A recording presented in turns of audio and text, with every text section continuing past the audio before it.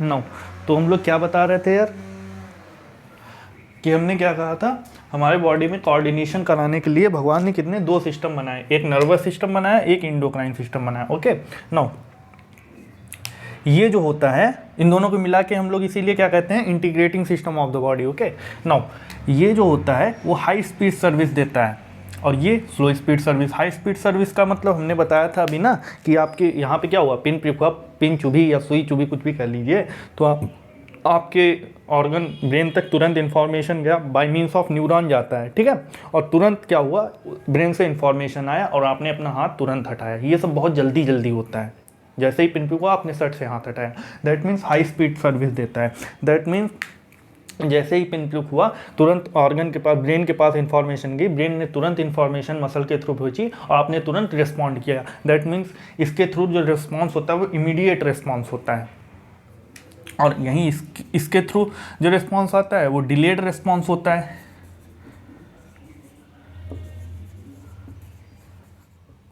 ठीक है, कैसा, यहाँ पे क्या होता है, इमीडिएट रिस्पॉन्स होता है। नाउ अब देखो, और देखो यहाँ पे, नाउ अब जैसे दैट मीन्स यहाँ पे क्या होता है, इमीडिएट रिस्पॉन्स होता है। ओके, एक मिनट,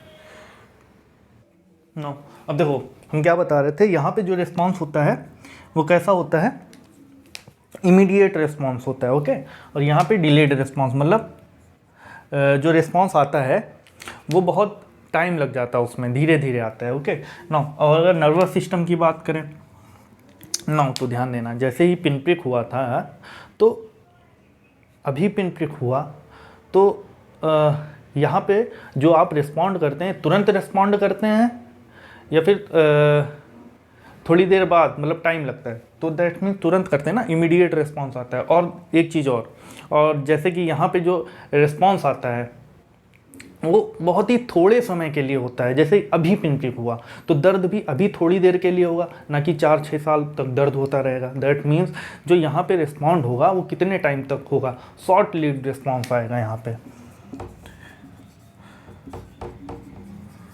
शॉर्ट लिव्ड रिस्पॉन्स आएगा। ठीक है, उसका भी बता रहे हैं, ठीक है, उसको भी अलग एग्जाम्पल देके समझाएंगे।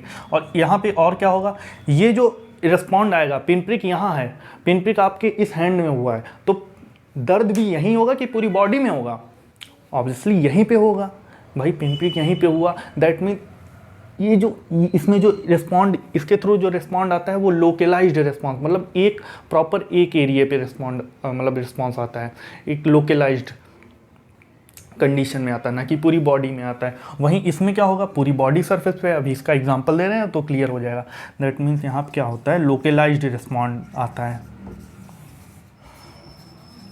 ठीक है, और क्या हो गया, और अगर वहीं इसका समझ लें तो यहाँ पे कैसा रिस्पॉन्ड आता है, स्लो स्पीड सर्विस ये प्रोवाइड करता है अपना कौन, endocrine system by means of hormone. ठीक है, और क्या, डिलेड रिस्पॉन्स। डिलेड रिस्पॉन्स कहने का मतलब ये होता है कि जैसे आप घर पे, जैसे कि बाय द वे कुछ स्कूल गए या फिर थके हारे घर पे पहुँचे तो क्या करते हैं, मम्मी क्या कहती हैं, बेटा ग्लूकॉन डी पी लो। ठीक है, तो आप जब ग्लूकॉन डी पियोगे तो क्या शक्ति क्या तुरंत मिल जाती है क्या ग्लूकॉन डी पीने से? ये सब कहने वहीने वाली बात नहीं होती, तुरंत नहीं मिलती है, टाइम लगता है। ठीक है, तो दैट मीन्स एक गिलास ग्लूकॉन डी पीने से शक्ति तुरंत नहीं, दैट मीन्स एनर्जी जो है थोड़े टाइम बाद। तो जो रिस्पॉन्स आता है यहाँ पे कैसा आता है, डिलेड रिस्पॉन्स आता है। और जब या फिर इसको ऐसे समझ सकते हो कि जैसे कि बाय द वे एक दिन में बहुत ज़्यादा ओवर ईटिंग कर ली तो क्या तुरंत पेट निकल आएगा, तुरंत हेल्दी बहुत ज़्यादा हो जाएंगे? नहीं ना, कम से कम कुछ नहीं तो 4-6 महीना साल भर ओवर ईटिंग करते रहेंगे तब जाके कहीं पेट निकलेगा। या फिर एक दिन बहुत, अभी एक दिन ही खाना नहीं खाया तो क्या बॉडी, क्या पेट, ये सब जो निकला है वो क्या कवर हो जाएगा? ऐसा तो कुछ होता नहीं है। दैट मीन्स एक बार ओवर ईटिंग करने से आपका पेट नहीं निकल आता, या पूरी बॉडी का वो हेल्थ नहीं बहुत ज़्यादा हो जाती, या एक बार ना ओवर ईटिंग ना खाने से आप बॉडी एकदम बैलेंस, एकदम सलमान खान टाइप के नहीं बन जाते एक बार अगर ना खाएं खाना। दैट मीन्स क्या, इसमें ना ही तो एक बार में, दैट मीन्स ये जो है ये अपना रिस्पॉन्ड जो है डिलेड करता है, ना तो ही इसको एक बार तो स्टिमुलस करके रिसीव ले जाने से इंफॉर्मेशन उसमें भी टाइम लगेगा, और दैट मीन्स इसके द्वारा रिस्पॉन्स किया जाएगा उसमें भी टाइम लगेगा, ठीक है। तो इसीलिए यहाँ पे कहा जाता है कि, और पहली बात इसका जो रिस्पॉन्स होता है वो शॉर्ट लिव नहीं होता, लॉन्ग लास्टिक होता है, ठीक है। बहुत टाइम ले रहा है ना, क्योंकि जब आप कितना ओवर ईटिंग, कम से कम 4-6 महीने तक ओवर ईटिंग, तब आपका कहीं जाके बॉडी हेल्थी बनोगे, तो डैट मीन इसमें जो रिस्पॉन्स आता है वो लॉन्ग लास्टिक होता है, टाइमिंग लेता है, ठीक है, लॉन्ग लास्टिंग इफेक्ट होता है, रिस्पॉन्स होता है। वहीं अगर इसकी बात करें हम लोग तो ये लोकलाइज्ड रिस्पॉन्स था। लोकलाइज्ड मतलब कि यहाँ पे पिन पिक चुभी थी तो नर्वस सिस्टम में क्या एक जगह पे दर्द हुआ था, ना कि पूरी बॉडी में। जबकि यहीं इसकी बात करें हम लोग इंडोक्राइन सिस्टम की, तो अब आप बताइए, ब्रेन में हमारे एक्चुअली एक पार्ट इंडोक्राइन सिस्टम में एक ग्लैंड होता है, इंडोक्राइन ग्लैंड, उसको हम लोग पिट्यूटरी ग्लैंड कहते हैं, ओके। तो उसका क्या होता है, वो एक हार्मोन रिलीज करती है, ग्रोथ हार्मोन। तो अब वो ग्रोथ हार्मोन केवल ब्रेन का ही डेवलपमेंट कराता है या फिर पूरी बॉडी का डेवलपमेंट? ना, पूरी बॉडी का डेवलपमेंट कराता है ना, पूरी बॉडी की ग्रोथ करा रहा है वो हमारे। तो दैट मीन्स ये जो इसका जो इफेक्ट होता है ना वो पूरी बॉडी में होता है, ना कि सिर्फ लोकलाइज्ड रिस्पॉन्स होता है। वो कैसा होता है, बॉडी स्प्रेड रिस्पॉन्स होता है। समझ में आ रहा है? और क्या, नो 2 पॉइंट और हैं यहाँ पे, इधर देख लें। नो नर्वस सिस्टम ये जो है point two point connection develop करवाता है हमारी बॉडी में। यहीं इसकी बात करें तो ये एक्चुअली डिफ्यूज टाइप का कनेक्शन डेवलप करवाता है हमारी। पॉइंट टू पॉइंट कनेक्शन कहने का मतलब, जैसे एक रूम है, मान के चलिए 10-12 लोग हैं, तो अगर वहाँ पे क्या है, एक बिजली इलेक्ट्रिक का वायर डाल दिया जाए तो क्या है, करंट क्या सबको लगेगा? करंट सबको नहीं लगेगा, जो उस वायर के कनेक्ट मतलब संपर्क में होगा तो करंट सिर्फ उसे लगेगा। यही कहने का मतलब है कि यहाँ पे कैसा होता है, पॉइंट टू पॉइंट कनेक्शन ये डेवलप करवाता है, ओके। कैसा कनेक्शन, ये point two point connection develop करवाता है। वहीं अगर हम लोग इंडोक्राइन सिस्टम की बात करें तो सपोज दैट वही रूम है अब, लेकिन वहाँ इलेक्ट्रिक वायर ना डाल करके वहाँ पे सपोज दैट हमने 10 लीटर पानी डाल दिया और उसमें छोटी सी बूंद 2-3 बूंद हमने तेजाब की डाल दी। तो अब 2-3 बूंद जो हमने तेजाब की उसमें मिलाई है थोड़ी, तो वो इफेक्ट एसिड वाला, तेजाब वाला, वो सबको पता चलेगा कि किसी एक बंदे को? पूरे पानी में वो इफेक्ट हो जाएगा ना, दैट मीन्स सबको इफेक्ट उसका पता चलेगा, पूरे पानी में वो घुल जाएगा जहाँ जहाँ पानी होगा। तो दैट मीन्स ये कैसा कनेक्शन डेवलप करवाता है हमारी बॉडी में, डिफ्यूज टाइप का कनेक्शन पूरा ही, ठीक है। और अगर बात करें हमने क्या स्टार्टिंग में ही बता दिया, ये जो अपना इंफॉर्मेशन मैसेज ले जाता है, किसके थ्रू ले जाता है, एज अ इलेक्ट्रिकल फॉर्म में। इस इलेक्ट्रिकल फॉर्म को हम लोग इम्पल्स भी कहते हैं।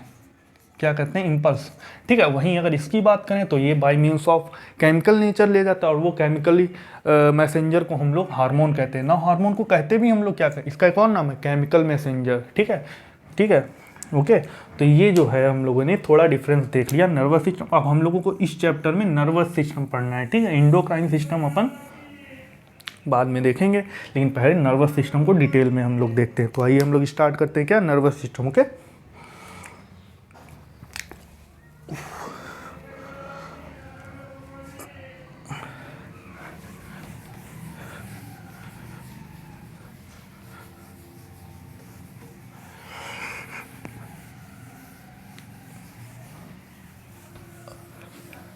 ये आज थोड़ा इंट्रोडक्शन टॉपिक था, थोड़ा ये चीज़ क्लियर होना ज़रूरी था, कम से कम पता तो चले यार, मतलब टॉपिक स्टार्ट करना उसका मतलब क्या है, किस लिए हम लोग नर्वस सिस्टम पढ़ते हैं। इसके बाद इंडोक्राइन स्टार्ट करेंगे तो वो एकदम कंफर्म समझ में आएगा था कि भाई एक्चुअली वर्क क्या है हमारी बॉडी में इनका। तो नर्वस सिस्टम हम लोग स्टार्ट करते हैं। सबसे पहले नर्वस सिस्टम, सबसे पहला पॉइंट तो हम लोगों ने यही बताया था कि इन दोनों को मिला के हम लोग integrating system of the body, वो भी हो गया था। अब सबसे पहले क्या होता है नर्वस सिस्टम में, एक्चुअली आता क्या क्या है, तो देखो यहाँ पे 2 चीज़ें आती हैं। और वो हमने पूरी प्रोसेस बताई गई थी कि हमारे बॉडी में कोऑर्डिनेशन डेवलप करवाने के लिए, जो ऑर्गन कोऑर्डिनेशन करवाने के लिए दो सिस्टम होते हैं, एक नर्वस सिस्टम होता है, एक इंडोक्राइन सिस्टम। ये दोनों सिस्टम जो होते हैं आपस में मिलजुल के काम करते हैं, तभी तो इनको क्या कहते हैं, integrating system of the body. लिखा है था कि नहीं लिखा था? ओके नाउ अब हम लोग ये देखेंगे क्या, nervous system. Okay now nervous system में दो चीज़ें हम लोगों को पढ़नी, एक तो पढ़ना है हमें न्यूरॉन और एक पढ़ना है हमें न्यूरोग्लिया। क्या पढ़ना है? एक न्यूरॉन और एक न्यूरोग्लिया। नाउ न्यूरोग्लिया कुछ नहीं है, इट हेल्प्स इन न्यूरॉन, ये न्यूरॉन की हेल्प करती है, ठीक है। ये भी एक सेल है, ये भी एक सेल है, बट इसका ज़्यादा प्रॉपर हम लोग इसके बारे में नहीं पढ़ते, इसके बारे में पढ़ेंगे हम लोग टोटल डिटेल में। इसको हम लोग इसीलिए कहते हैं structure and functional unit of nervous system, ठीक है। प्रॉपर हम लोगों को डिटेल में क्या देखना है, न्यूरॉन के बारे में पढ़ना है। न्यूरोग्लिया कुछ नहीं, न्यूरोग्लिया जो सेल होती है वो ultimately it helps in neuron, neuron को हेल्प करती हैं, जो भी न्यूरॉन काम कर रहा है उसमें क्या हेल्प प्रोवाइड करती हैं न्यूरोग्लियल सेल। ओके बाकी और उनका उतना ज़्यादा वर्क नहीं है, इसीलिए हम लोगों को मेनली न्यूरॉन को ही डिटेल में पढ़ना है, ठीक है, इस चैप्टर नर्वस सिस्टम में। तो आइए हम लोग देखते हैं न्यूरॉन, प्रॉपर हम लोग न्यूरॉन का डिटेल देखेंगे। एक्चुअली न्यूरॉन क्या है, नाउ थोड़ा बड़ा लिखते हैं।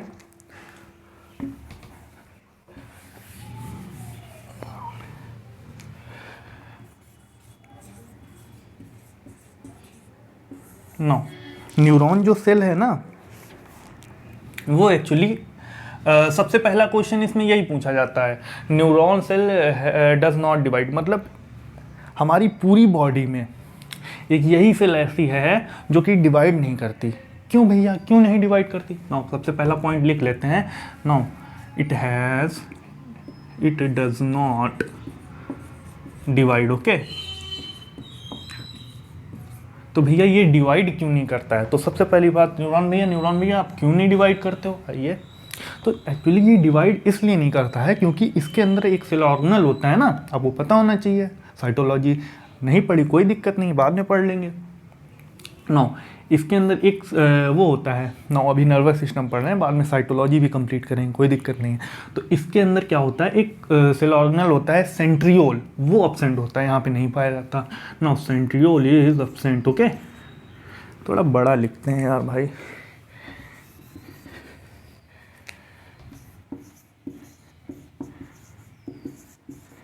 सेंट्रियोल इसके अंदर नहीं पाया जाता। नो सेंट्रियोल नहीं पाया जाता तो उससे क्या होगा? अब बात आई, हाँ भाई ये भी बात है, सेंट्रियोल नहीं पाया जाता उससे क्या मतलब है? तो देखो भाई, अगर सेंट्रियोल नहीं पाया जाएगा तो आप हमें बताओ।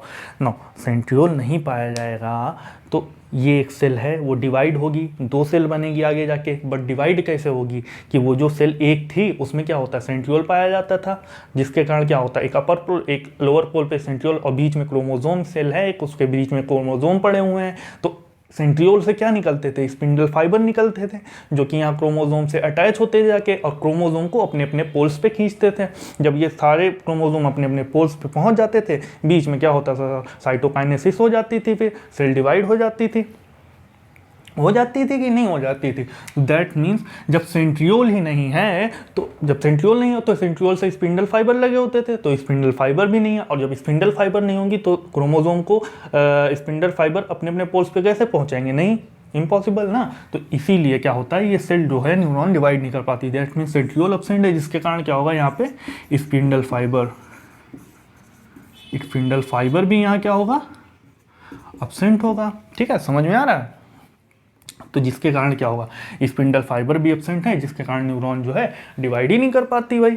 ठीक है, अब देखो यही क्वेश्चन जो है आई थिंक AIPMT 2015 में पूछा गया था, उसमें ये फिंगर टिप्स में भी दिया हुआ है। ये दिया ऐसे हुआ है कि भाई एक यंग बॉय है 20 ईयर्स का, उसके टिश्यू में डैमेज हो जाता है। ठीक है, मतलब इंजरी लग जाती है किसी भी तरह से, टिश्यू डैमेज हो जाता है। तो ऐसा कौन सा टिश्यू है जो वापस में रीजनरेट नहीं हो सकता? तो नर्वस टिश्यू होगा, क्योंकि भाई वो डिवाइड नहीं करता ना। नर्वस टिश्यू में न्यूरॉन से मिलकर बना हुआ था और न्यूरॉन डिवाइड ही नहीं कर पाते, तो कहाँ से ये टिश्यू रीजनरेट कर पाएगा? नहीं। दैट मीन्स ऑप्शन क्या जाएगा, नर्वस टिश्यू। ओके नाउ अब हम लोग पढ़ते हैं क्या, ये तो समझ में आ गया ना न्यूरॉन क्यों नहीं डिवाइड करते। अब हम लोग पढ़ेंगे कि एक्चुअली न्यूरॉन में आता क्या क्या है। तो देखिए हम लोग यहाँ पे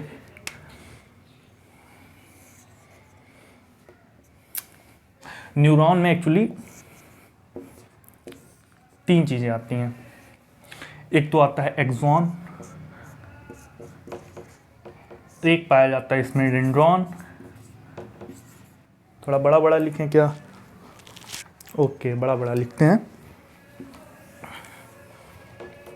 एक तो पाया जाता है एक्सॉन, एक पाया जाता है डेंड्रॉन और एक पाया जाता है साइटोन। ठीक है नाउ इन दोनों को मिला के हम लोग क्या कहते हैं, सेल प्रोसेसेस। एक्सॉन और डेंड्रॉन को मिला के हम लोग क्या कहते हैं, सेल प्रोसेसेस। वहीं इसको हम लोग कहते हैं सेल बॉडी। साइटोन को क्या कहते हैं भैया हम लोग, सेल बॉडी। ना इसका एक और नाम होता है, इसको हम लोग सोमा, बॉडी का मतलब सोमा होता है ना, इसको हम लोग सोमा भी कहते हैं, लिंक करते हुए पढ़ेंगे। ठीक है इसका एक और नाम होता है, इसको हम लोग पेरिकैरियन कहते हैं। ना एक ही स्ट्रक्चर के बताओ 4 नाम है, साइटोन, सेल बॉडी, सोमा, पेरिकैरियन।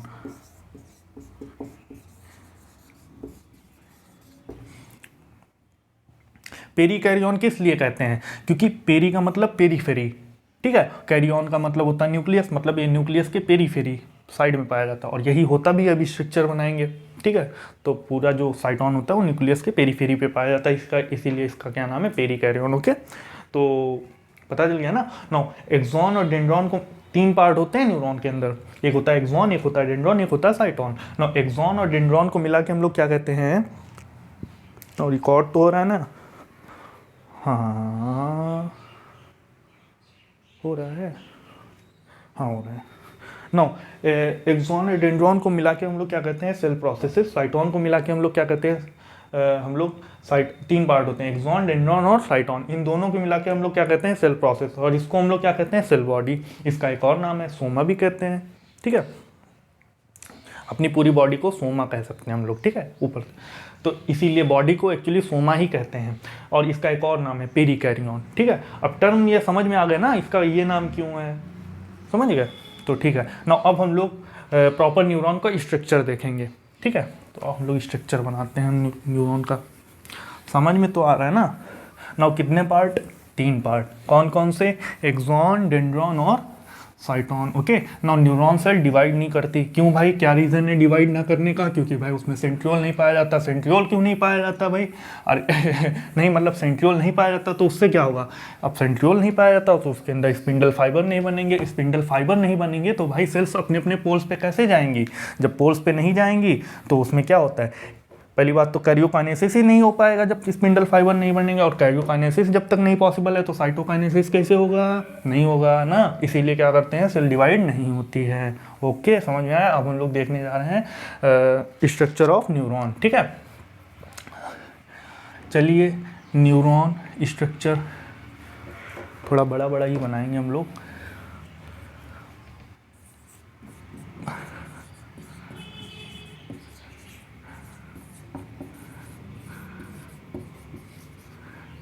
ठीक है नो हमने क्या बताया था, इसके 3 पार्ट होते हैं, यहाँ पे छोटा छोटा लिखेंगे हम लोग, एक्सॉन, डेंड्रॉन और साइटोन। ठीक है इन दोनों को मिला के हम लोग क्या कहते हैं, सेल प्रोसेसेस। इसको हम लोग सेल बॉडी अभी देख रहे हैं, स्ट्रक्चर बनाने जा रहे हैं। ठीक है तो और देखते हैं स्ट्रक्चर बनाते हैं ना। सबसे पहले हम लोग इसका इंटीरियर पार्ट बनाते हैं, इंटीरियर ग्लोब्यूलर पार्ट बनाते हैं। सबसे पहले इंटीरियर जो पार्ट होता है वो थोड़ा ग्लोब्यूलर गोल टाइप का होता है। ठीक है थोड़ा सा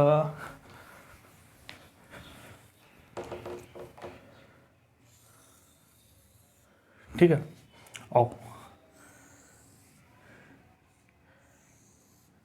ओके अब सही है। नाउ ये इंटीरियर पार्ट होता है, ये पूरा हम लोग इसको साइटोन कहते हैं। बाद में ये क्या होता है, एक ट्यूबुलर पार्ट पाया जाता है, उसको हम लोग एक्सॉन कहते हैं। ठीक है ये एक्सॉन लास्ट में जाके इसमें बहुत सारी ब्रांचिंग्स में ये डिवाइड हो जाता है। नो इन ब्रांचिंग्स को हम लोग क्या कहते हैं, आर्बोराइजेशन, और ये ब्रांचिंग्स के लास्ट में जाके ये ब्रांचिंग में एक ग्लोब्यूलर लाइक स्ट्रक्चर बन जाता है, बॉल लाइक स्ट्रक्चर बन जाता है, ठीक है। इनको हम लोग कहते हैं साइनेप्टिक नोब। क्या कहते हैं भैया? साइनेप्टिक नोब, ओके, ठीक है। अभी ये सब समझेंगे हम लोग, पहले आओ इसकी नेमिंग दे दें। आगे जो इंटीरियर पार्ट है इसको हम लोग साइटोन कहते हैं।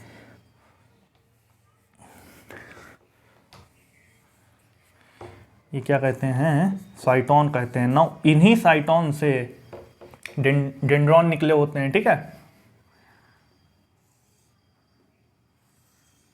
ठीक है। इन्हीं साइटोन से क्या निकले हैं भैया? डेंड्रॉन। ये डेंड्रॉन आगे जाके फर्दरली डिवाइड हो जाते हैं। ये डेंड्रॉन आगे जाके, ये डेंड्रॉन है ना, ये डेंड्रॉन आगे जाके ये देखो यहाँ तक डेंड्रॉन था, आगे जाके और ब्रांचेस में डिवाइड हो गए ना, आगे जाके ये ब्रांचिंग्स में डिवाइड हो जाते हैं, जिसको हम लोग क्या कहते हैं? इन ब्रांचिंग को डेंड्राइट्स,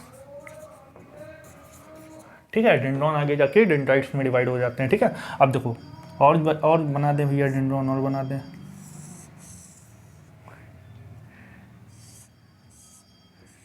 ठीक है। ऐसे ही यहाँ पे भी बना दें, जगह नहीं है ना, समझ जाना।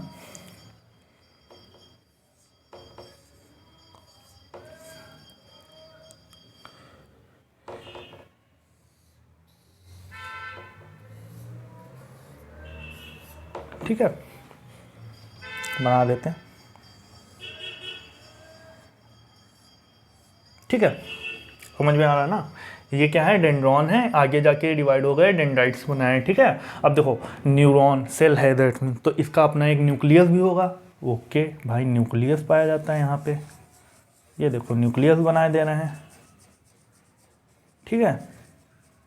न्यूक्लियस बना दिया भैया। इसको हम लोग क्या कहते हैं? ये किसका? हमारे न्यूरॉन का क्या है? न्यूक्लियस, न्यूक्लियस, ठीक है। अब देखो ये क्या है? न्यूक्लियस है, ठीक है। अब देखो सेल है तो उसमें क्या होगा? आईसीएफ होगा, इंटरस्टिशियल फ्लूइड पाया जाएगा ना, मतलब इसका जो फ्लूइड होगा अंदर सेल के अंदर, उसको हम लोग क्या कहते हैं? सेल के अंदर जो फ्लूइड, साइटोप्लाज्म कहते हैं। तो इसी तरह ये भी सेल है, इसके अंदर जो इंटीरियर पार्ट है इसके यहाँ पे एक फ्लूइड प्रेजेंट होता है। तो चूंकि कौन सी सेल है? न्यूरॉन है ना भैया, तो इसमें कौन सा फ्लूइड पाया जाना चाहिए? नॉर्मल सेल होती तो हम लोग कह देते साइटोप्लाज्म, बट हमने क्या कर दिया, अब इसको प्रॉपर बता दिया कि कौन सी सेल है, न्यूरॉन है। तो इसके साइटोप्लाज्म के हम लोग क्या कहते हैं? इसको हम लोग कहते हैं न्यूरोप्लाज्म। क्या कहते हैं इसको? न्यूरो, यहाँ पे लिख दें न्यूरोप्लाज्म, ओके,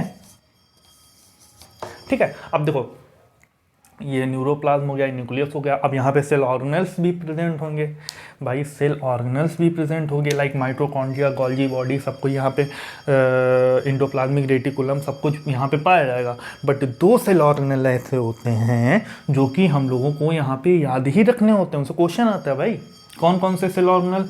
तो भैया देखो, एक तो होता है निजल्स ग्रैन्यूल्स, ना इसको हम लोग निजल्स बॉडी भी कहते हैं, ओके। और यहाँ पे निजल्स ग्रैन्यूल्स, और एक और सेल ऑर्गेनेल होता है, एक और होता है, एक तो निजल्स ग्रैन्यूल होता है, और एक होता है क्या? एक होता है न्यूरोफाइब्रिल।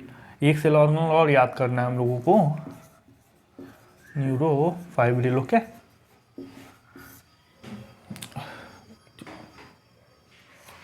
निजल ग्रैन्यूल और एक न्यूरोफाइब्रिल हम लोगों को याद करना है, ठीक है, ओके। तो आइए अब हम लोग देखते हैं कि निजल्स ग्रैन्यूल और न्यूरोफाइब्रिल हैं क्या। यहाँ पे देख लें, तो यहाँ पे देख लेते भाई।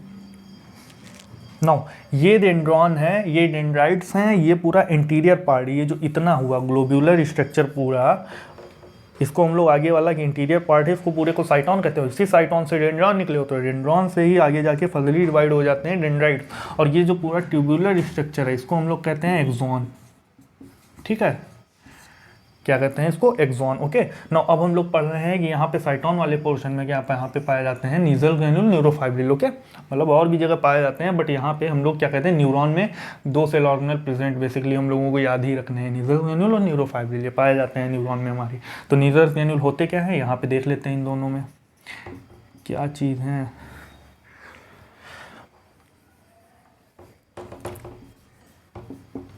नीजल्स ग्रैन्यूल्स और न्यूरोफाइब्रिल। ओके, ठीक है, ठीक है, आओ। ओके, आओ। नाउ नीजल ग्रैन्यूल, सबसे पहली बात होती है नीजल ग्रैन्यूल बना किससे होता है। तो नीजल ग्रैन्यूल भाई साहब आप किससे बने हुए हो। सर मैं एक्चुअली ना इंडोप्लाज्मिक रेटिकुलम और राइबोसोम का मिक्सचर हूँ, मतलब ये इन दोनों चीज़ों से मिलकर बना हुआ है, इंडोप्लाज्मिक रेटिकुलम और राइबोसोम से। ध्यान रखना नीजल ग्रैन्यूल क्या है, ये राइबोसोम और कुछ नहीं, राइबोसोम और इंडोप्लाज्मिक रेटिकुलम। इंडोप्लाज्मिक में भी अगर पूछा जाए तो कहते हैं rough endoplasmic reticulum. Okay, no basically क्या है ये, राइबोसोम और इंडोप्लाज्मिक प्लस इंडोप्लाज्मिक रेटिकुलम का मिक्सचर है। ओके, ठीक है।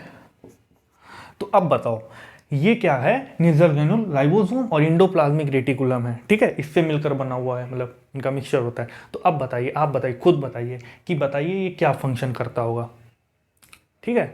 तो ये चूंकि राइबोसोम इंडोप्लाज्मिक रेटिकुलम दोनों है, तो यहाँ पे क्या फंक्शन ही करता होगा, ऑब्वियसली प्रोटीन सिंथेसिस करता होगा ना।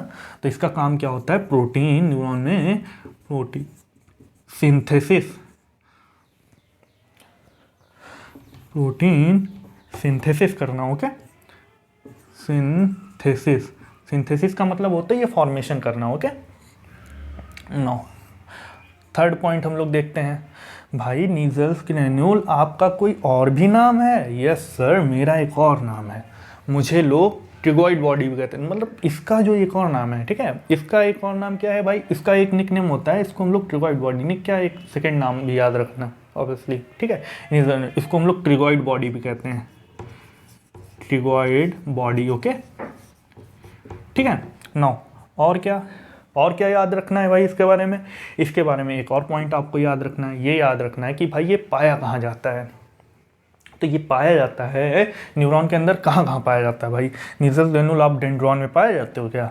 यस सर, यहाँ मैं प्रेजेंट रहता हूँ। अच्छा ठीक है, चलो कोई बात नहीं, साइटोन में बता दो भाई, साइटोन में पाए जाते हो क्या, यहाँ भी प्रेजेंट। अरे वाह यार, अच्छा ठीक है, एक्सॉन में बताओ, एक्सॉन में पाए जाते हो। नो भाई, मैं यहाँ पे एब्सेंट रहता हूँ। अच्छा, आप एक्सॉन में नहीं पाए जाते, अरे भाई गजब, ये एक्सॉन में absent, it absent in axon, it absent in, बहुत बहुत बहुत इंपॉर्टेंट है। हम मतलब खुद से क्वेश्चन कर रहे थे अभी तक, जितनी किताबें सॉल्व करी, ये वाला क्वेश्चन जरूर हर जगह आया हुआ है, इट एब्सेंट इन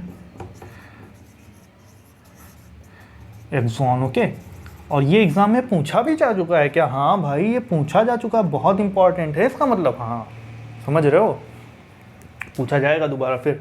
ओके, ये चीज़ कि भाई नीजल ग्रैन्यूल बना किससे होता है, राइबोसोम इंडोप्लाज्मिक रेटिकुलम से। अगर सीधे कह दे इन दोनों को मिला के रफ इंडोप्लाज्मिक तो भी सही है, ठीक है।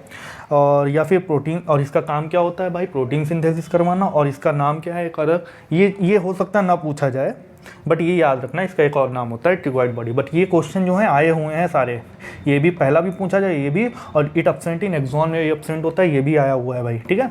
नाउ अब हम लोग बढ़ते हैं न्यूरोफाइब्रिल की तरफ। तो भाई न्यूरोफाइब्रिल क्या होता है, देखते हैं भाई। न्यूरोफाइब्रिल आप क्या होता है, तो ये एक टाइप का न्यूरॉन के अंदर मोनोफाइब्रिल होता है, ये मोनोफाइब्रिल होता है। ओके, नाउ मोनोफाइब्रिल कहने का मतलब क्या है, कुछ नहीं, एक फाइबर होता है वही, उसी रूप में पाया जाता है, सेल ऑर्गेनल है बस, और क्या, ठीक है। अच्छा ठीक है, चलो मान लिया आप सेल ऑर्गेनल हो, ये बताइए कि आपका काम क्या होता है। तो सर मेरा काम एक्चुअली यहाँ पे न्यूरॉन में होता है, it helps in conduction of nerve. भाई ये क्या करता है, कंडक्शन। अब आप बोलोगे कंडक्शन ऑफ नर्व इम्पल्स क्या होता है, तो भैया देखो अभी ये जब मैकेनिज्म पढ़ाएंगे ना कि इन्फॉर्मेशन कैसे ट्रेवल करती है, तो उसी को कहते हैं कंडक्शन ऑफ नर्व। ये नर्व इम्पल्स को कंडक्ट करवाता है, उसमें बेसिकली कौन कंडक्ट करवाता है, न्यूरॉन कंडक्ट करवाता है, और ये न्यूरॉन की हेल्प करता है। तो हम लोग कह सकते हैं ना, it helps in it helps in conduction of nerve impulse. Okay, it helps in conduction of nerve impulse. It is clear? Okay, ठीक है। तो इसमें कुछ नहीं, इसका बस फंक्शन पूछा जाता है कि भाई न्यूरोफाइब्रिल का एक्चुअली फंक्शन क्या है। ठीक है, कहाँ क्या फंक्शन है इसका, भाई ये क्या होता है, कंडक्शन ऑफ नर्व इंपल्स में हेल्प करता है। ठीक है, अब देखो देखो देखो देखो देखो एक दो चीज़ें और पूछ लें इससे। अच्छा, ये न्यूरोफाइब्रिल आप ये बता दो कि आप क्या साइटोन में पाया जाते हो? जी सर, मैं यहाँ पे पाया जाता हूँ। अच्छा, डेंड्रॉन में पाया जाते हो क्या? यहाँ भी पाए जाते हो? जी भाई, यहाँ भी पाया जाता हूँ। अच्छा, डेंड्राइट्स में पाया जाते हो? वहाँ भी पाया जाते हो? अरे बाप रे, आप तो सब जगह पाए जाते हो। अच्छा, ये बता दो भाई, आप एक्सॉन में पाए जाते हो क्या? क्योंकि नीजल ग्रैन्युल ने कहा था वो एक्सॉन में एब्सेंट होता है, आप पाए जाते हो क्या? हाँ जी भाई, हम यहाँ पे बहुत ज़्यादा पाए जाते हैं। मतलब यहाँ पे देखो एकदम गदर मचाए हुए भर भर के प्रेजेंट है, देखो। ठीक है, भूलना मत, इसीलिए इतने सारे न्यूरोफाइब्रिल बनाए दे रहा वाला, और बना दे एकदम गोद दे करके। ये देखो हमारे न्यूरोफाइब्रिल्स के एक्सॉन वाला अंदर भरा पड़ा है। ठीक है, ये देखो खूब सारे न्यूरोफाइब्रिल्स हम बनाए दे रहे हैं, कोई कंफ्यूजन ना हो। ये क्या है, बोलिए बोलिए बोलिए बोलिए, क्या है भैया? ये न्यूरोफाइब्रिल्स हैं। ओके, ये न्यूरोफाइब्रिल्स हमने बना दिए। ठीक है, ये कहाँ पाए जाते हैं? एक्सॉन में। एक्सॉन में प्रेजेंट होते हैं। ठीक है, अब लिखने की कोई ज़रूरत नहीं, जाना ये न्यूरोफाइब्रिल्स हैं। ठीक है, अब देखो देखो, अब हम लोग एक्सॉन वाला पोर्शन देखते हैं। ये पढ़ चुके ना इंटीरियर पोर्शन, अब कुछ नहीं इसमें पढ़ना है बस, और क्या पढ़ना है। इंटीरियर पोर्शन में सब पढ़ चुके हैं, नीजल ग्रैन्युल न्यूरोफाइब्रिल पाए जाते हैं, वो भी देख लिए क्या होते हैं। अब हम लोग फर्दरली क्या देखते हैं, हम लोग एक्सॉन पे आते हैं, ट्यूबुलर पार्ट पे आते हैं इसके। ठीक है ना, ये जो ट्यूबुलर पार्ट है इसको एक्सॉन कहते हैं न्यूरॉन के अंदर ना। इसकी सबसे इंपॉर्टेंट पॉइंट कि एक्सॉन की स्टार्टिंग कहाँ से होती है भैया? एक्सॉन की स्टार्टिंग यहाँ से होती है, एक्सॉन नेक से होती है न्यूरॉन के, और न्यूरॉन के नेक को हम लोग कहते हैं क्या? Axon hillock. क्या कहते हैं इसको? Axon hillock. पूछा जाता है कि एक्सॉन की एक्चुअली ऑरिजिन जो होती है वो कहाँ से होती है? एक्सॉन हिलॉक से होती है। ठीक है, ध्यान रखोगे ना भाई? ठीक है, अब ये वाला पोर्शन अभी थोड़ा डिटेल में है, इसको भी देख रहे हैं। सबसे फिर ये लास्ट वाला पोर्शन देख लेते हैं ना। ये एक्सॉन जाता है ट्यूबुलर फॉर्म में, और लास्ट टर्मिनल इन पे बहुत सारी ब्रांचिंग्स में डिवाइड हो गया। देखो, इन ब्रांचिंग्स को जानते हो क्या कहते हैं? इन ब्रांचिंग्स को अपन जानते हैं, हाँ, इन ब्रांचिंग्स को कहते हैं अर्बोराइजेशन। क्या भैया? अर्बो, थोड़ा बड़ा लिखें? ओके, बड़ा लिख देते हैं भाई, आओ। अर्बोराइजेशन,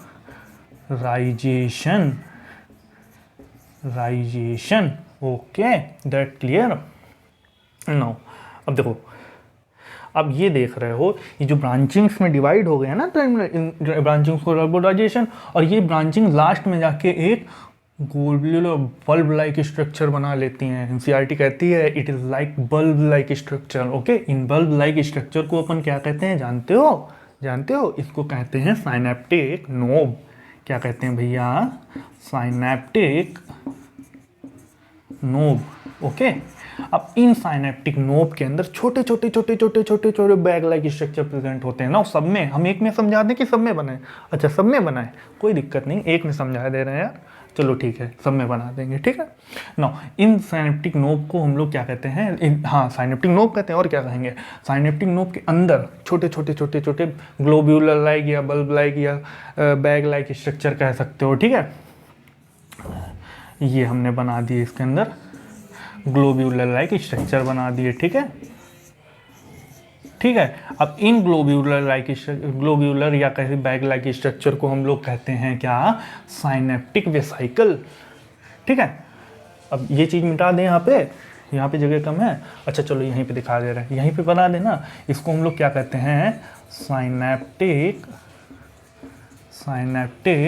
वेसाइकल। ठीक है, अब इन साइनेप्टिक वेसाइकल के अंदर भरा होता है कुछ केमिकल सब्सटेंस। यहाँ पे क्या होता है? केमिकल सब्सटेंस पाया जाता है भाई। इन सब में बना दें क्या? एक में बना दे रहे हैं। अच्छा ठीक है ना, यहाँ पे क्या होता है? केमिकल सब्सटेंस पाया जाता है। इन केमिकल सब्सटेंस को हम लोग कहते हैं न्यूरोट्रांसमीटर। क्या भैया? हाँ, बोलो बोलो बोलो बोलो बोलो। यहाँ पे क्या कहते हैं इसको? न्यूरोट्रांसमीटर।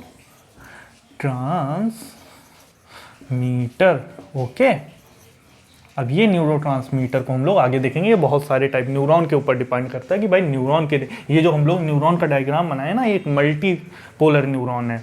पोल्स ऐसे डिसाइड करते हैं कि हर न्यूरॉन में एक एक्सॉन तो होगा ही होगा भाई, ठीक है, और प्लस डेंड्रॉन कितने हैं इसके बेसिस पे हम लोग डिसाइड करते हैं कि वो भाई मल्टीपोलर है या यूनिपोलर है या बाईपोलर है या स्यूडो यूनिपोलर न्यूरॉन, ये सब हम लोग डेंड्रॉन के बेस पे डिसाइड करते हैं, क्योंकि हर न्यूरॉन में एक्सॉन तो एक होगा ही होगा, ठीक है। तो और इसकी लास्ट ब्रांचिंग हम लोगों ने देख लिया, इसे क्या कहते हैं, साइनेप्टिक नोब कहते हैं। इसके अंदर क्या प्रेजेंट होगा, साइनेप्टिक वेसाइकल, उस साइनेप्टिक वेसाइकल के अंदर केमिकल सबस्टेंस पाया जाएगा जिसको हम लोग कहेंगे न्यूरोट्रांसमीटर। न्यूरोट्रांसमीटर को अपन आगे पढ़ेंगे। अब ये वाला पोर्शन देख लेते हैं, इस पोर्शन को क्या कहते हैं हम लोग, ये जो ट्यूबुलर पोर्शन इसको एक्सॉन कहते हैं, ठीक है। अब ये एक्सॉन, उसके लिए हमें ये सब बिगाड़ना पड़ेगा क्योंकि ये थोड़ा समझने वाला पोर्शन है, ठीक है। आओ देखते हैं, आओ। अब हमने ये क्या करा था, हाँ, इंटीरियर पोर्शन को अच्छा बताओ क्या कहते हैं, बोलो बोलो बोलो बोलो बोलो। इंटीरियर पोर्शन को बोलते हैं हम लोग साइटोन, ठीक है। साइटोन के कितने नाम जल्दी से बताओ, साइटोन के कितने नाम जल्दी बोलो। साइटोन के कितने नाम है भैया, साइटोन के एक दो नाम है, हम लोग इसको सोमा कहते हैं, सेल बॉडी कहते हैं, पेरिकैरियन कहते हैं, मतलब एक ही स्ट्रक्चर के इतने सारे नाम, अरे बाप रे कंफ्यूज मत होना, ठीक है। और देखो देखो देखो देखो देखो, अब ये जो होता है इसको यहाँ पे बिगाड़ दें, ये एक्सॉन हीलॉक लिखा है ये भी बिगाड़ दें क्योंकि यहाँ पे हमें जगह चाहिए होगी थोड़ी, ठीक है। आओ साइनेप्टिक नोब, ये भी बिगाड़ दें क्योंकि जान गए हो ना इसको साइनेप्टिक नोब कहते हैं। न्यूरोफाइब्रिल ये है, इसको भी बिगाड़े दे रहे हैं। नीजर ग्रैनुल को भी बिगाड़े दे रहे हैं क्योंकि यहाँ पे क्या होगा समझना है हमें थोड़ा यहाँ पे। अब देखो देखो देखो देखो देखो, अब देखो कैसे समझते हैं ये एक्सॉन वाले पोर्शन को। देखो ये मान के चलो, ये जो हमारा मार्कर है ना, ये मान के चलो एक न्यूरॉन सेल है। न्यूरॉन सेल क्या, अच्छा एक चीज़ बताएं आपको, अभी आगे जाके, अभी हाँ बाद में बताएंगे, ठीक है। ये मान के चलो न्यूरॉन वाला स्ट्रक्चर है ये हम, और इसका ये क्या है एक्सॉन वाला पोर्शन।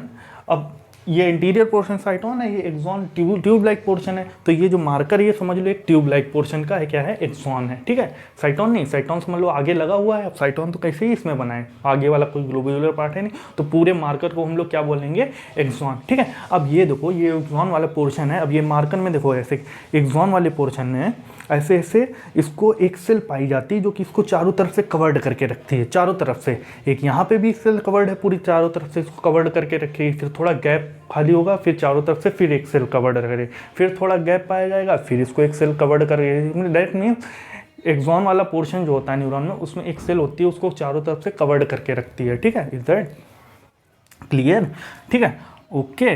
तो देखो ऐसे ही क्या होगा, एक सेल होती है ना, हमने क्या कहा, ये जो सेल कवर करके रहेगी कंटिन्यू नहीं पाई जा रही, बीच में गैप पाई जाए, फिर अगेन कवर्ड करेगी एक्सॉन को। तो देखो देखो देखो यहाँ पे कवर्ड करा दे रहे हैं सेल को, ठीक है,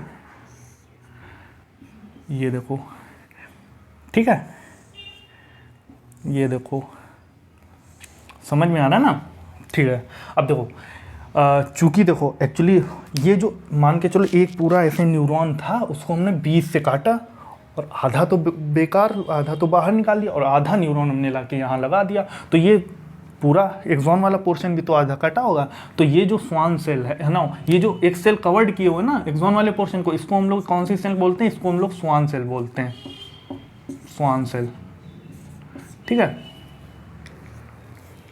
क्या बोलते हैं भैया, बोलो बोलो बोलो बोलो बोलो, स्वान सेल, ओके। अब ये देखो ये स्वान सेल, चूंकि ये भी आधी कटी है, आधा न्यूरॉन, तो इसका न्यूक्लियस दिखेगा यहाँ पे, न्यूक्लियस बनाया दे रहे हैं भाई, सेल होगा तो न्यूक्लियस पाया ही जाएगा ना इसमें, तो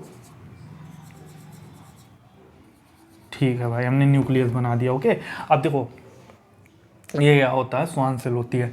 अब ये स्वान सेल क्या होता है, ये स्वान सेल, ये स्वान सेल, ये स्वान सेल एक केमिकल सिक्रीट करती है जो कि फॉस्फेट और लिपिड नेचर का होता है, ठीक है।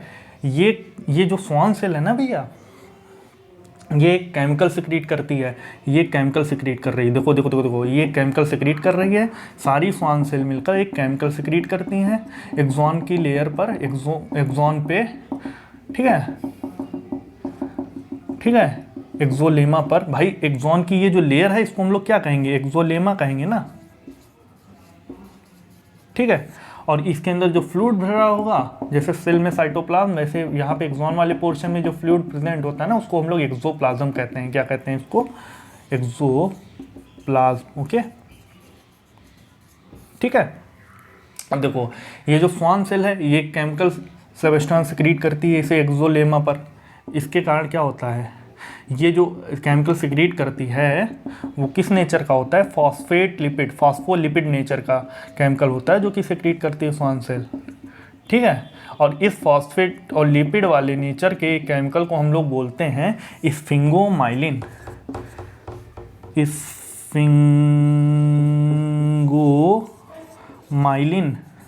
ठीक है। ये फॉस्फेट और लिपिड का मिक्सचर होता है, ठीक है। नाउ जिसके कारण हम लोग कहते हैं कि भाई एक्सॉन की जो लेयर है एक्सोप्लाज्म उसमें एक शीत, माइलिन की शीत, माइलिन की चादर पड़ गई है।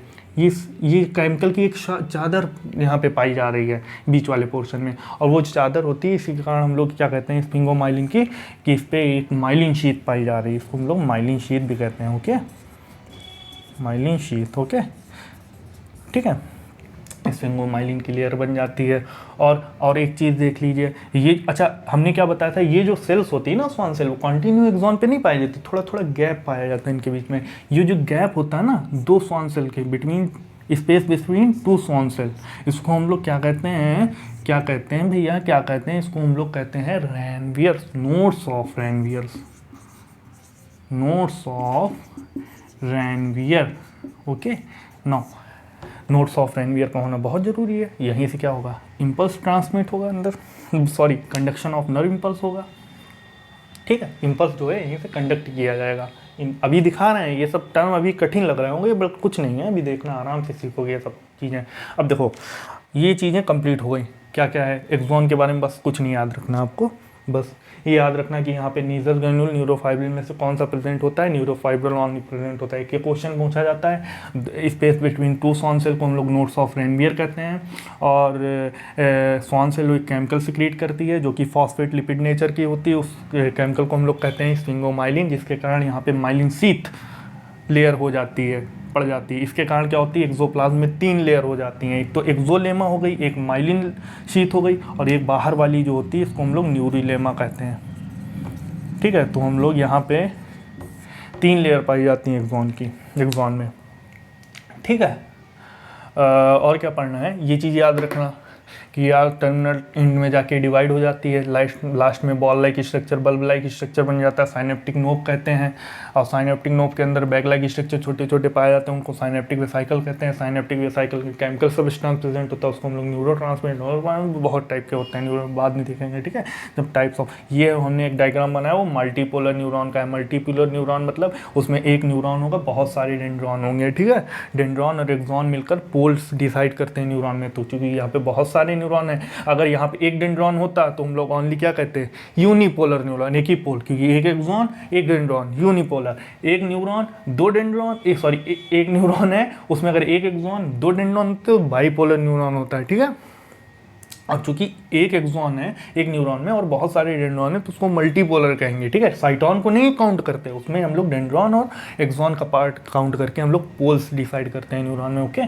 तो ये चीज़ आप समझ गए ना। अब देखो देखो देखो देखो देखो देखो इधर देखो क्या करना है नो। अब एक चीज़ देखो, ये जो डेंड्रॉन का पार्ट है ना, यहाँ से क्या होता है, इंफॉर्मेशन,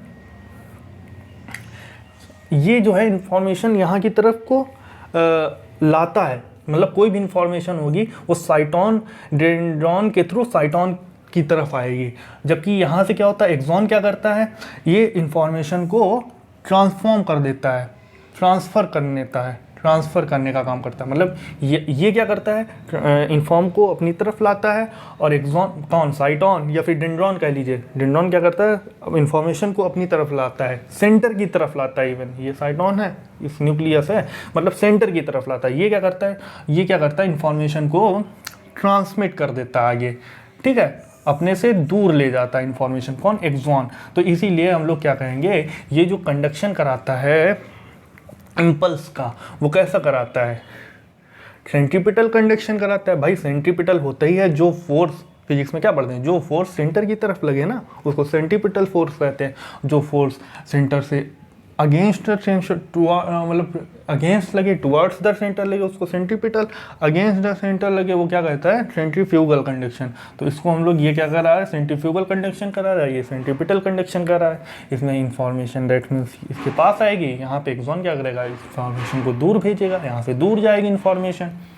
ठीक है, और क्या देखना है कि बस, और क्या बचा है, कुछ बचा है नो ये जो होता है एक्सॉन, ये एक न्यूरॉन में एक ही प्रेजेंट हो सकता है। ठीक है, यूनिफॉर्म स्ट्रक्चर होता है, जबकि डेंड्रॉन जो है वो टैपर्ड स्ट्रक्चर में पाया जा सकता है न्यूरॉन में। भाई बिखरे बिखरे पाए जा सकते हैं ना चारों तरफ।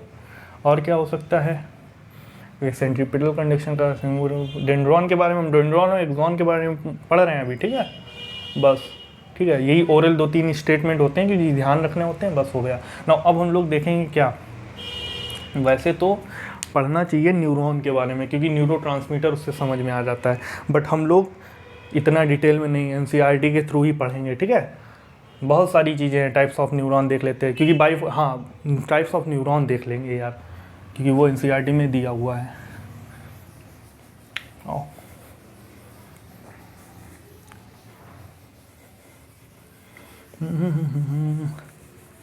तो भाई बताओ जल्दी, भाई न्यूरॉन के कितने पार्ट हैं?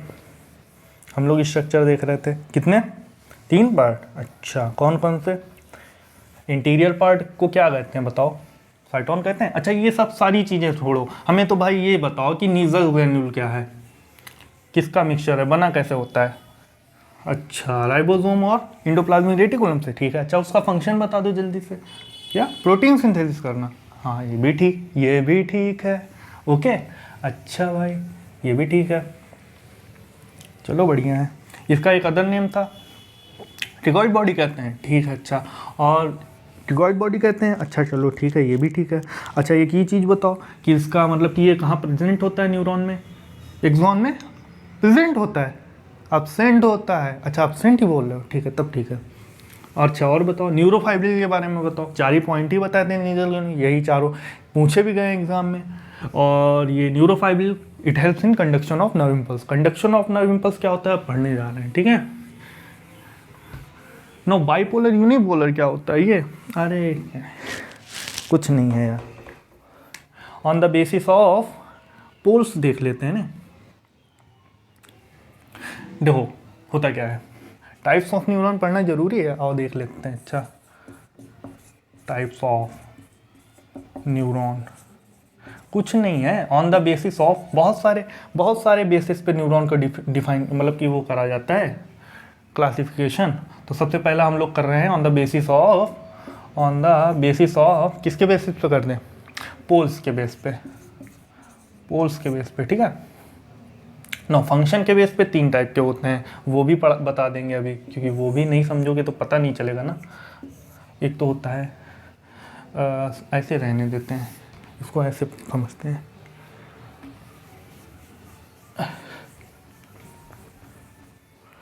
ऑन द बेसिस ऑफ पोल सबसे पहला होता है यूनिपोलर, ठीक है। यूनिपोलर न्यूरॉन होता है मतलब कि ये जो न्यूरॉन होगा ना, ध्यान से देखना, ये जो यूनिपोलर होता है वो एक्चुअली ऐसा होता है, मतलब ये रहा न्यूरॉन, उसमें एक एक्सॉन पाया जाएगा, ठीक है, और उसमें एक डेंड्रॉन पाया जाएगा, ठीक है। मतलब इसमें क्या है, एक एक्सॉन है ओनली और एक ही डेंड्रॉन। भाई ये एक्सॉन है, एक ही एक्सॉन है ना, और एक ही डेंड्रॉन है, ओनली 1 डेंड्रॉन। हमने क्या कहा था, डेंड्रॉन और एक्सॉन मिलकर पोल्स को डिसाइड करते हैं, ना कि साइटोन नहीं डिसाइड करता। तो यहाँ पे एक एक्सॉन हुए, एक डेंड्रॉन हुए, ठीक है।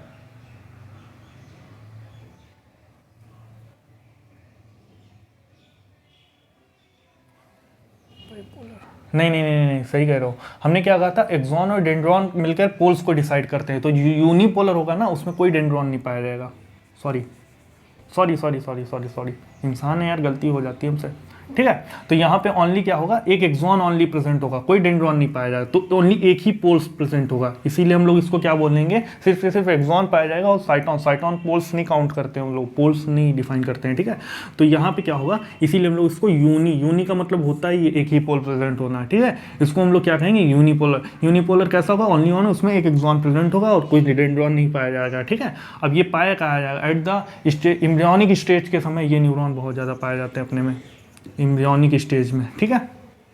लिख लेना यार एम्ब्रियोनिक स्टेज, ठीक है। अब दूसरा हम लोग देखते हैं बाइपोलर न्यूरॉन भाई। नाउ बाइपोलर न्यूरॉन कहने का मतलब है यहाँ पे दो पोल्स, बाई का मतलब कहने का मतलब दो है, तो यहाँ पे जो होता है एक एक्सॉन तो पाया ही जाएगा, उसके साथ में क्या होगा, एक डेंड्रॉन भी पाया जाएगा, ठीक है। डेंड्रॉन बनाते हैं भाई,